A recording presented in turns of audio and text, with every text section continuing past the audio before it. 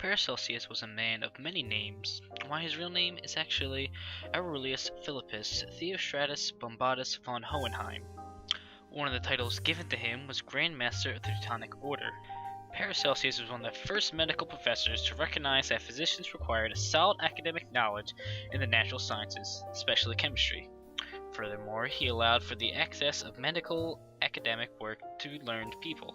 Surgeons, for example, often were not academically trained and ranked with barbers and butchers in the same guild.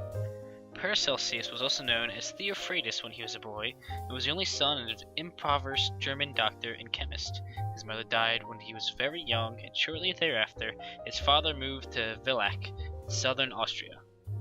There, Paracelsus attended the Bergschule, founded by the wealthy Fugger family of the merchant bankers of the Augsburg, where his father taught chemical theory and practice.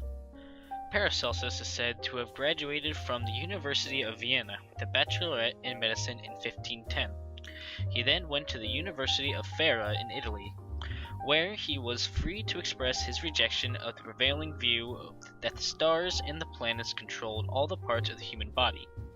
It is believed that he received a doctoral degree from the University of Ferrara in 1516, and he is presumed to have begun using the name Paracelsus, above or beyond Celsius, at about this time as well. His new name reflected the fact that he regarded himself even greater than Aulus Cornelius Celsus, a renowned 1st century Roman medical writer. At only the age of 16, Paracelsus was already well acquainted with alchemical literature. Paracelsus quickly gained a reputation of being arrogant, and soon garnered the anger of other physicians in Europe. Some even claim he was a habitual drinker. He held the chair of medicine at the University of Basel and city physician for only less than a year. He angered his colleagues by lecturing in German instead of Latin, in order to make medical knowledge more accessible to the common people. He attacked conventional academic teachings and publicly burned medical textbooks, denouncing them and some of his predecessors as quacks and liars. Throughout his lectures, Paracelsus employed quite unorthodox methods, highly critical of medical practices of his day, like insisting that wounds either drain naturally. He stressed the importance of common sense and common language. As well, Paracelsus emphasized the creative power that was inherent in nature. In general, he clearly preferred experience and experimentation over knowledge. Yet such notions were offenses, and Paracelsus was threatened by the authorities and consequently forced to leave Basel in 1528. He then continued his journeys, writing several treatises, while at the same time practicing as a doctor and alchemist. Paracelsus pioneered the use of chemicals and minerals in medicine.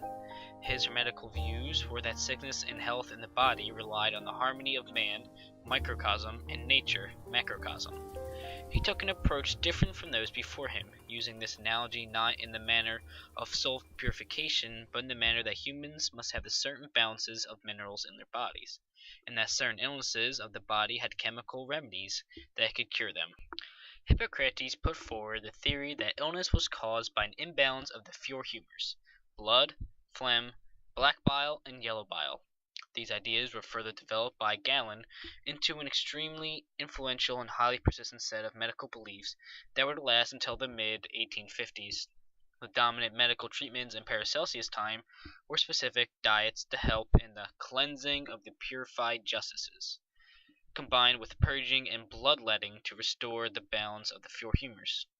Paracelsus supplemented and changed this view with his beliefs that illness was a result of the body being attacked by outside agents. He objected to excess bloodletting, saying that the process disturbed the harmony of the system and that blood cannot be purified by lessening the quantity.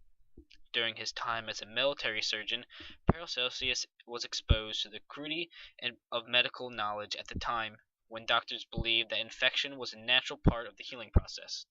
He advocated for cleanliness and protection of wounds, as well as the regulation of diet. Popular ideas of the time opposed these theories. Oh, hello. I didn't see you come in. You may be wondering, who am I?